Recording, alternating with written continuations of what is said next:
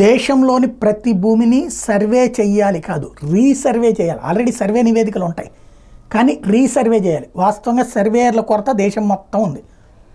ఇంకోటి, దశాబ్దాల తరబడి సాగినటువంటి లోపం అట్లాగే నడుస్తుంది.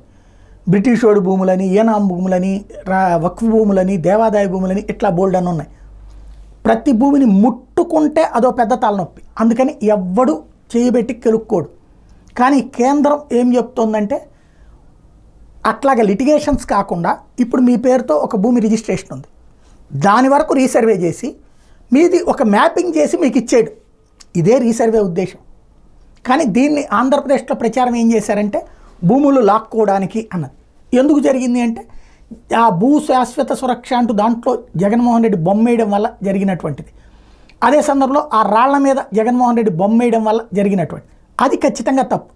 దాంతో ప్రజల్లో వచ్చినటువంటి కోపాన్ని అసలు మీ ఇళ్ళే ఆయన లాగేసుకుంటాడు, మీ భూమిలో ఆయన లాగేసుకోబోతున్నాడని ప్రచారం చేయడంలో సక్సెస్ అయ్యారు.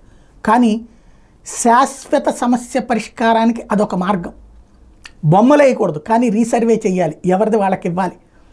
అప్పుడు అక్రమార్కులు బయటపడతారు, తప్పుడోళ్ళు బయటపడతారు.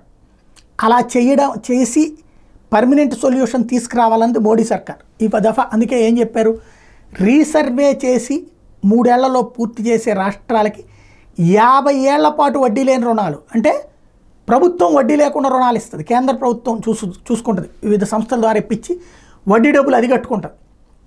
ఇది ఒక అద్భుతమైనటువంటి అవకాశం. ఇప్పుడు మరి రీసర్వే చేస్తారా? వాస్తవంగా 2019 ముందు చంద్రబాబు కూడా ఈ రీసర్వే సిస్టమే అనుకున్నారు. వీళ్ళు తీసుకొచ్చి ల్యాండ్ టైటిలింగ్ యాక్ట్ అని పెట్టారు, కానీ అప్పుడు భూదార్ సర్వే అంటూ బిగిన్ చేశారు.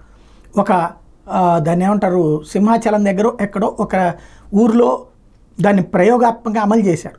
తర్వాతన జగన్ సర్కార్ వచ్చాక దాన్ని ల్యాండ్ టైటిలింగ్ యాక్ట్ కిందకి మార్చింది.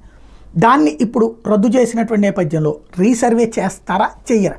చేయకపోతే జీవితకాలం లిటిగేషన్లతోనే పేదవాడు మధ్యతరగతి నలిగిపోతూనే ఉంటాడు. అదే సందర్భంలో రాజకీయ నాయకులు, పోలీసులు తింటానే ఉంటారు. లాయర్లకి నష్టం రీసర్వే చేసి భూ వివాదాలు పరిష్కరిస్తే. అందుకే వాళ్ళు వివాదాలు ఉండాలని కోరుకుంటారు. ల్యాండ్ టైటిలింగ్ యాక్ట్కి అందుకే వాళ్ళు వ్యతిరేకించారు. ఇప్పుడు వాళ్ళ కోసం ఆపుతారా చూడాలి.